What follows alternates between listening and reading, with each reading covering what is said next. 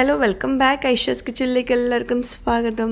നമ്മൾ മലയാളികൾക്ക് പ്രത്യേക ഒരു ഫീലിംഗ് തരുന്നൊരു കോമ്പിനേഷൻ ആയിരിക്കും കട്ടൻ ചായയും പരിപ്പുവടയും.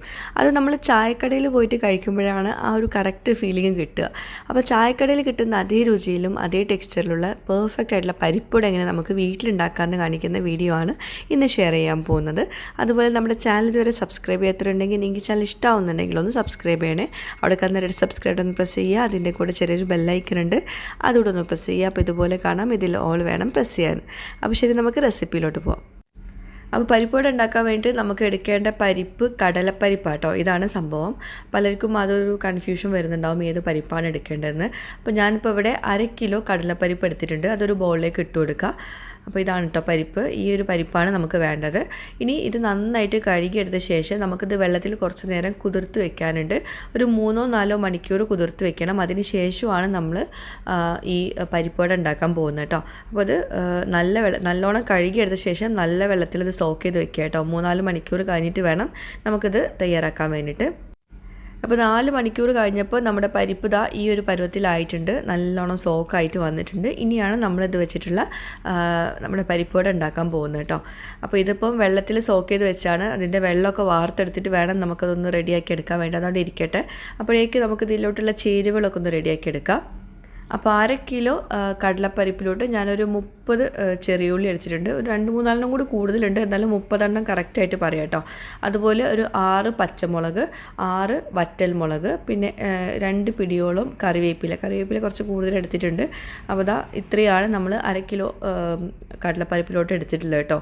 ഇനി ഇതിലോട്ട് ഈ ഒരു പീസിൽ ഇഞ്ചി വേണം. ഒരു ചെറിയൊരു പീസ് മതി ഇഞ്ചി ഒന്ന് ചെറുതായിട്ടൊന്ന് കട്ട് ചെയ്തിട്ടാണ് ഇട്ട് കൊടുക്കുന്നത് കേട്ടോ. നമുക്കിതെല്ലാം ഒന്ന് ക്രഷ് ചെയ്തെടുക്കാനുണ്ട്. ഇനി ഇത് നമുക്ക് ബ്ലെൻഡറിൻ്റെ ചെറിയ ജാറിലിട്ടിട്ട് ഒന്നുകൂടി ക്രഷ് ചെയ്തെടുത്താൽ മതി. വല്ലാണ്ട് പേസ്റ്റ് ഒന്നും ആക്കി എടുക്കരുത് കേട്ടോ, അതൊന്ന് പ്രത്യേകം ശ്രദ്ധിക്കുക. ജസ്റ്റ് ഒന്ന് ക്രഷ് ചെയ്തെടുത്താൽ മതി. പിന്നെ വറ്റൽമുളകിന് പകരം നിങ്ങൾ ചില്ലി ഫ്ലേക്സ് എടുക്കുകയാണെങ്കിൽ അതായിരിക്കും കുറച്ചുകൂടെ നല്ലത്. വറ്റൽമുളക് നമ്മൾ ക്രഷ് ചെയ്യുമ്പോൾ അത് അങ്ങനെ തന്നെ ചിലപ്പോൾ കിടക്കും. അപ്പോൾ അതാ ഒന്ന് ക്രഷ് ചെയ്തെടുക്കുന്നുണ്ട്. നമുക്കൊരു ബൗളിലേക്ക് ഇട്ട് കൊടുക്കുക. ഇത്രയേ എടുത്തിട്ടുള്ളൂ, ക്രഷ് ചെയ്തിട്ടുള്ളൂ. വല്ലാണ്ട് പേസ്റ്റ് ഒന്നും ആക്കിയിട്ടില്ല. ഒന്നും ഉടഞ്ഞു കിട്ടിയാൽ മതി കേട്ടോ. അപ്പോൾ ചെറുതായിട്ടൊന്ന് ബാക്കിലോട്ടൊന്ന് പൾസ് ചെയ്തിട്ടുള്ളൂ. അപ്പോൾ ഇതാ ഇതിലിപ്പം ഉണക്കമുളക് അതേപോലെ കിടക്കുന്നുണ്ട്. അപ്പോൾ അത് ഞാൻ ബ്ലെൻഡറിൻ്റെ ജാറിലോട്ട് തന്നെ ഇട്ട് കൊടുക്കുന്നുണ്ട് കേട്ടോ. അപ്പോൾ അല്ലെങ്കിൽ കൈ കൊണ്ട് നന്നായിട്ട് അമർത്തിയെടുത്താൽ മതി. ഞാൻ ഒന്നുകൂടെ ഇട്ട് കൊടുക്കുന്നുണ്ട്. അപ്പോൾ ഞാൻ പറഞ്ഞില്ലേ, ഉണക്കമുളകിന് പകരം നിങ്ങൾക്ക് ചില്ലി ഫ്ലേക്സ് ആണെങ്കിൽ അതെടുക്കുക. ഇനിയിപ്പോൾ ഇത് എടുത്തുകൊണ്ട് കുഴപ്പമൊന്നുമില്ല. ഇനി ബാക്കിയുള്ളത് നല്ലോണം കൈ കൊണ്ട് നന്നായിട്ടൊന്ന് കമ്പൈൻ ചെയ്ത് കൊടുക്കുക. ഉള്ളിയും ഇഞ്ചിയും അതുപോലെ കറിവേപ്പിലയും എല്ലാം കൂടി നന്നായിട്ടൊന്ന് കൈ കൊണ്ട് നന്നായിട്ടൊന്ന് ഉടച്ച് ഒന്ന് കൈ കൊണ്ട് നന്നായിട്ടൊന്ന് കമ്പൈൻ ചെയ്ത് കൊടുക്കുക. പരിപ്പുവട ഉണ്ടാക്കുമ്പോൾ പരിപ്പുവടയിലോട്ടുള്ള ചേരുവകളെല്ലാതും ജസ്റ്റ് ഒന്ന് ക്രഷ് ചെയ്തെടുത്താൽ മതി. നമ്മളിതിലോട്ട് പൊടികളൊന്നും ചേർക്കുന്നില്ല. അപ്പോൾ അതുകൊണ്ട് തന്നെ എല്ലാം ചെറുതായിട്ടൊന്ന് ക്രഷ് ചെയ്തെടുക്കുക. എല്ലാം കൂടി നന്നായിട്ട് കമ്പൈനായിട്ട് വരും വേണം. അപ്പോൾ നമ്മൾ ബാക്കി നേരത്തെ ക്രഷ് ആവാത്തതും അതിൻ്റെ കൂടെ കുറച്ച് പരിപ്പ് എടുത്തിട്ട് ഇതുപോലെ ഒന്ന് ക്രഷ് ചെയ്തെടുക്കുക. ഇവിടെ ഒരു കാര്യം പ്രത്യേകം ശ്രദ്ധിക്കാനുള്ളത്, പരിപ്പ് നമ്മൾ വെള്ളത്തിൽ കുതിർത്ത് വെച്ചതായിരുന്നു. അപ്പോൾ ഇതുപോലെ ക്രഷ് ചെയ്യാൻ നേരം നമ്മൾ അതിൽ നിന്ന് എടുക്കുമ്പോൾ വെള്ളം ഡ്രെയിൻ ചെയ്തിട്ട് വേണം ഇങ്ങോട്ടേക്ക് നമ്മൾ ബ്ലെൻഡ് ചെയ്തെടുക്കാൻ വേണ്ടിയിട്ട്. അതൊന്ന് പ്രത്യേകം ശ്രദ്ധിക്കുക. അപ്പോൾ അതും ചെറുതായിട്ടൊന്ന് ക്രഷ് ചെയ്തെടുത്തിട്ടുണ്ട്. അതും നമുക്ക് ഈ ബൗളിലേക്ക് ഇട്ട് കൊടുക്കുക. ബാക്കി ഉള്ള പരിപ്പൊക്കെ 2-3 ബാച്ചായിട്ട് തന്നെ നമ്മൾ ക്രഷ് ചെയ്തിട്ട് ഇതുപോലെ ഇട്ട് കൊടുക്കുക കേട്ടോ. അപ്പോൾ ആ ഒരു ടെക്സ്ചർ കാണുമ്പോൾ തന്നെ മനസ്സിലാവും, അതിൽ പരിപ്പ് അതേപോലെ തന്നെ കിടക്കുന്നുണ്ട്. ചിലതൊക്കെ നല്ലോണം പേസ്റ്റ് ആയിട്ടുണ്ട്. അപ്പം ആ ഒരു പരുവൊന്ന് ശ്രദ്ധിക്കുക കേട്ടോ. ഇനി ഇതിലോട്ട് ഞാനൊരു 1/2 ടീസ്പൂണോളം കായപ്പൊടി ചേർത്ത് കൊടുക്കുന്നുണ്ട്. പിന്നെ ഒരു 1/2 ടേബിൾ സ്പൂണോളം ഉപ്പ് ചേർക്കുന്നുണ്ട്. ഉപ്പ് കൂടി പോകേണ്ട, പാകത്തിന് ഇട്ട് കൊടുക്കുക കേട്ടോ. ടേസ്റ്റ് നോക്കുമ്പോൾ ഉപ്പ് ചെറുതായിട്ടൊന്ന് കുറഞ്ഞാലും കുഴപ്പമില്ല, കൂടി പോയിട്ടുണ്ടെങ്കിൽ പരിപ്പുവടയുടെ ടേസ്റ്റ് മാറും. ഇനി ഇതെല്ലാം കൂടി കൈകൊണ്ട് നന്നായിട്ടൊന്ന് കുഴച്ചെടുക്കണം. നമ്മൾ ഇതിലോട്ട് പൊടികളൊന്നും ചേർക്കാത്തതുകൊണ്ട് തന്നെ ഈ പരിപ്പിൻ്റെ ആ ഒരു ടെക്സ്ചറിൽ വേണം നമുക്കിതെല്ലാം കൂടി ഒന്ന് ബോളാക്കിയിട്ട് എടുക്കാൻ വേണ്ടിയിട്ട്. പിന്നെ ഞാൻ ഒന്ന് ചെറുതായിട്ടൊരു നല്ലൊരു ഭംഗിയുള്ളൊരു കളർ ഇട്ടാൻ വേണ്ടിയിട്ട് കുറച്ച് കാശ്മീരി ചില്ലി പൗഡർ ചേർക്കുന്നുണ്ട്. ഒരു 1/2 ടീസ്പൂണോളം ചേർത്താൽ മതി, ഒരുപാടൊന്നും വേണ്ട. നല്ല ഭംഗിയുള്ളൊരു കളർ ഇട്ടാൻ വേണ്ടിയിട്ടാണ് അങ്ങനെ ചേർക്കുന്നത് കേട്ടോ. അപ്പോൾ കൈ കൊണ്ട് തന്നെ നല്ലോണം കുഴച്ചെടുക്കുക. കുഴച്ച് കഴിഞ്ഞിട്ടുണ്ടെങ്കിൽ നമുക്കിതുപോലെ ഒരു ബോളാക്കാൻ പറ്റണം. അപ്പം ഇവിടെ ഒരു ടിപ്പ് പറഞ്ഞുതരാം. നമ്മളിങ്ങനെ നല്ലോണം കുഴച്ചിട്ട് നമുക്കത് ബോളാക്കാൻ പറ്റുന്നില്ല എന്നാണെങ്കിൽ കുറച്ച് ഒരു മിക്സ്ചർ എടുത്തിട്ട് നമ്മൾ ബ്ലെൻഡറിൻ്റെ ജാറിൽ ചെറുതായിട്ടൊന്നും കൂടി പേസ്റ്റ് ആക്കുക. എന്നിട്ട് ഇതിൻ്റെ കൂടെ കുഴച്ച് കൊടുക്കുക. അപ്പോൾ നമുക്ക് പൊടികളൊന്നും ചേർക്കാതെ തന്നെ നല്ലോണം കമ്പൈനായിട്ട് കിട്ടും.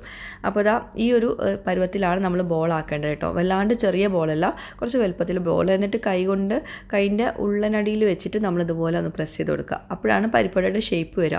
വല്ലാണ്ട് പ്രസ് ചെയ്യരുത്, ചെറുതായിട്ടൊന്ന് ഞാൻ ഈ കാണിക്കുന്ന പോലെ ഒന്നങ്ങോട്ട് പ്രസ് ചെയ്താൽ മതി. അതായത് നടുവിൽ നമുക്കിങ്ങനെ പൊങ്ങി കിടക്കണം, സൈഡിലിങ്ങനെ പരന്ന് കിടക്കണം. അപ്പോൾ ഈ ഒരു പരുവത്തിലാണ് വേണ്ടത്. പിന്നെ പരിപ്പുവട നമ്മൾ ഫ്രൈ ചെയ്യുമ്പം ചീനച്ചട്ടിയിലിട്ടിട്ട് തന്നെ ഫ്രൈ ചെയ്യുക, ഫ്രൈയിങ് പാനിൽ വെച്ചിട്ട് ചെയ്യരുത് കേട്ടോ. ഇങ്ങനെ മുങ്ങിപ്പൊരിക്കുമ്പോഴാണ് നമ്മുടെ പരിപ്പുവട ടെക്സ്ചർ അതേപോലെ കിട്ടുക കേട്ടോ. അപ്പോൾ അതൊന്ന് ശ്രദ്ധിക്കുക. ഫ്രൈയിങ് പാനിൽ നമ്മൾ ഈ പരിപ്പുവട പൊരിക്കാൻ പറ്റില്ല. അപ്പം പിന്നെ എണ്ണയുടെ ചൂട്, എണ്ണ അത്യാവശ്യം ഒഴിച്ചു കൊടുക്കണം. അതുപോലെ എണ്ണയുടെ ചൂട് ഇതുപോലെ ഇട്ട് കൊടുക്കുന്ന സമയത്ത് അത് നന്നായിട്ട് ഇങ്ങനെ പൊങ്ങി വരുന്ന രീതിയിലാവണം. എന്നിട്ടൊരു മീഡിയം ഫ്ലെയിമിൽ വെച്ചിട്ട് വേണം ഇത് ഫ്രൈ ആക്കാൻ കേട്ടോ. ഹൈ ഫ്ലെയിമിൽ ഇട്ടിട്ട് ഫ്രൈ ആക്കരുത്, കാരണം പരിപ്പാണ്, അത് വേവാനുണ്ട്. അപ്പോൾ ഓരോന്നും ഇതുപോലെ ബോളാക്കിയ ശേഷം ഇങ്ങനെ കൈകൊണ്ട് ജസ്റ്റ് ഒന്ന് പ്രസ് ചെയ്തിട്ട് ഇട്ട് കൊടുക്കുക കേട്ടോ. എല്ലാം ഒരേ ഷേപ്പിൽ തന്നെ ആവാനും പ്രത്യേകം ശ്രദ്ധിക്കുക.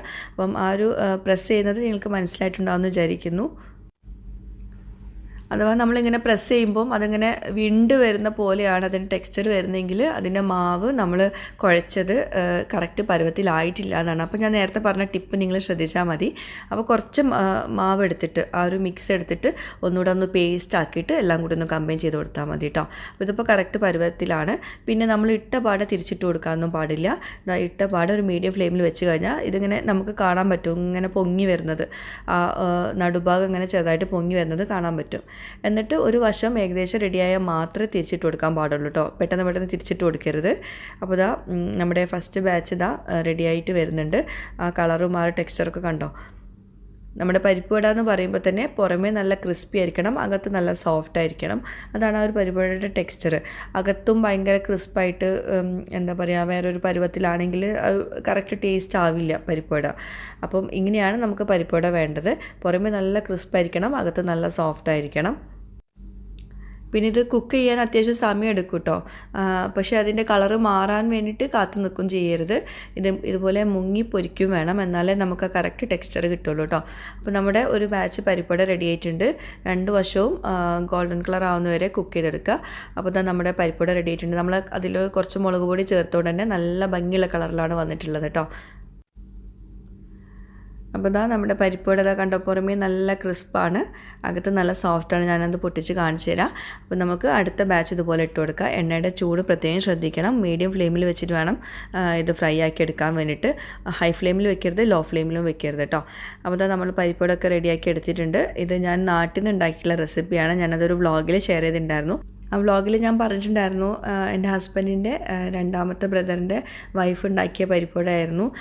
അപ്പം ഞാൻ പരിപ്പുവട പലതവണ ഉണ്ടാക്കിയിട്ടുണ്ട്. അത്ര വലിയ ടേസ്റ്റൊന്നും ഉണ്ടായിട്ടില്ലായിരുന്നു, പക്ഷേ ഇത് ഭയങ്കര ടേസ്റ്റ് ആയിരുന്നു കേട്ടോ.